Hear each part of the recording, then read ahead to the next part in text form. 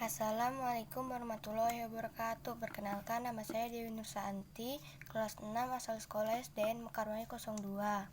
Di sini saya akan menceritakan tentang riwayat ringkasan 25 Rasul. Di sini saya akan menceritakan tentang kisah Nabi Ismail alaihissalam.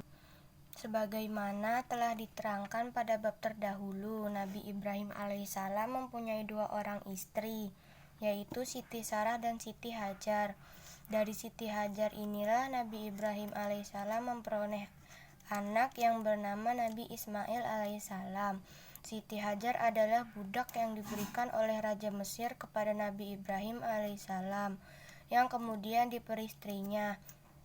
Kemudian Nabi Ibrahim alaihissalam membawa istrinya Siti Hajar dan Ismail yang masih bayi ke negeri Mekah, yang waktu itu masih merupakan padang pasir kosong yang belum didiami manusia.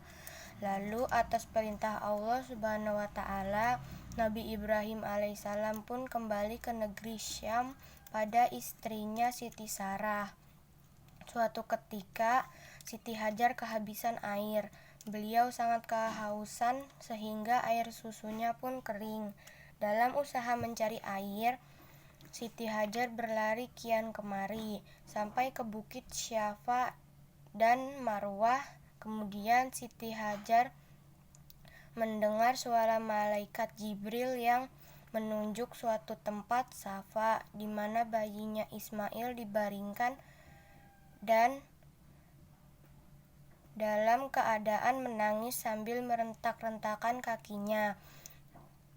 Atas izin Allah Subhanahu wa Ta'ala, di dekat Ismail menangis itu, maka memancarlah mata air. Siti Hajar tergesa-gesa menampungnya. Kemudian malaikat Jibril berkata kepada air yang berlimpah itu, "Zam-zam," yang artinya berkumpullah. Maka air itu pun berkumpul untuk kemudian menjadi telaga dan sampai sekarang disebut Telaga Zam-zam. Usaha Siti Hajar yang mencari air kian kemari dari Bukit Syafa ke Marwah dijadikan salah satu rukun haji yang disebut Sya'i, yaitu berjalan kaki dari Safa ke Marwah, pulang pergi 7 kali. Apabila Nabi Ibrahim alaihissalam kembali ke Mekah, keadaan tempat di mana anak istrinya tinggal telah berubah menjadi desa yang subur dan makmur. Siti Hajar dan Ismail hidup dalam kecukupan, tidak kurang satupun. Nabi Ibrahim alaihissalam bersyukur kepada Allah Subhanahu wa Ta'ala yang telah mengabulkan doanya yang lalu. Suatu ketika Nabi Ibrahim bermimpi menyembelih anaknya, Nabi Ismail alaihissalam, bila dikatakannya hal itu pada Ismail anaknya, yang sudah besar itu menjawab, "Hai bapakku, kerjakanlah sebagaimana diperintahkan Allah, yaitu menyembelihku. Mudah-mudahan bapak akan menyaksikan aku berhati sabar." Mimpi para nabi adalah mimpi yang benar, sama halnya dengan wahyu Tuhan yang diturunkan dikala mereka sedang sadar, tidak dalam keadaan tidur. Maka Nabi Ibrahim alaihissalam pun membaringkan Ismail ke tanah dengan maksud akan menyembelihnya. Pada saat itu lah Allah menebusnya dengan seekor biri-biri kibas yang besar. Dikarenakan sabar dan takwanya, maka Ismail pun diangkat menjadi Rasul Allah.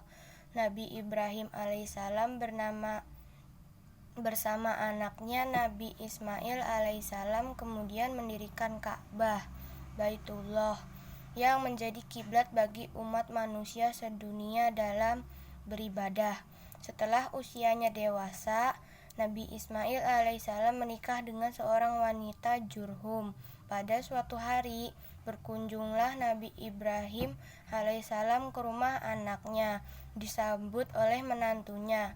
Menyaksikan menantunya seorang yang tidak berbudi, Nabi Ibrahim berkata kepada menantunya, "Jika nanti suamimu pulang dari berburu, ceritakanlah kepadanya bahwa ada seorang tua yang ciri-ciri dan sifatnya begini-begini datang berkunjung. Katakan pula kepadanya bahwa aku tidak menyukai bandur rumahnya. Hendaknya segera ditukarnya dengan yang lain. Kemudian Nabi Ibrahim alaihissalam pulang setelah tiba Nabi Ismail alaihissalam. Oleh istrinya diceritakan kedatangan Nabi Ibrahim alaihissalam, lengkap dengan pesannya. Itulah bapakku, ujar Nabi Ismail alaihissalam, dan beliau tidak suka kepadamu karena budimu yang kasar dan rendah. Lalu Nabi Ismail menceraikan istrinya dan menikah lagi dengan wanita Jurhum yang lain. Ternyata Nabi Ibrahim alaihissalam sangat bersetuju dengan menantu yang kedua ini. Nabi Ismail alaihissalam dikaruniai Allah subhanahu wa ta'ala anak berjumlah 12 orang. Mereka menjadi pemimpin-pemimpin atas kaumnya yang dinamakan Arab Mustaribah. Nabi Ismail alaihissalam yang disukai Allah subhanahu wa ta'ala diutus ke negeri Yaman dan Amlik untuk menyeru manusia supaya bertakwa kepada Tuhan yang Maha Esa, bersembahyang dan membayar zakat. Menurut salah satu riwayat, Nabi Ismail alaihissalam meninggal pada usia 137 tahun di Palestina. Namun menurut riwayat yang lain, Nabi Ismail alaihissalam meninggal dunia di Mekah. Sekian dari saya, terima kasih sudah menonton video ini. Semoga video tadi bisa bermanfaat ya. Sekian dari saya, Assalamualaikum warahmatullahi wabarakatuh.